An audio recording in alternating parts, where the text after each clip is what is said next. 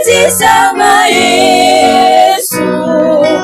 atemba ibyaha byacu n'amahirwe kumizera kuko twuzuza na se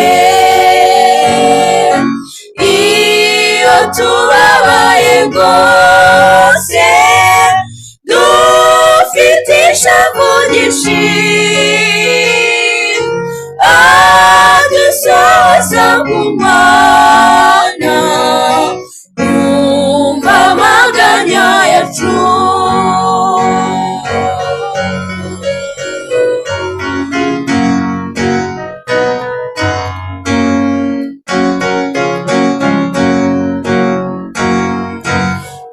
nitugira ibyago byinshi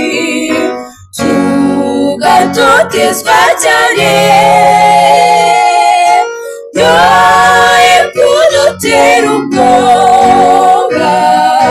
tumwiringire bose nta wundi wabidukiza abiduhemuraho Yesu azi intege nke zacu jya wisunga Uwiteka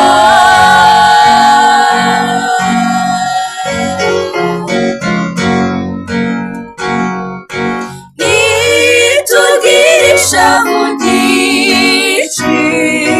tukababara rwose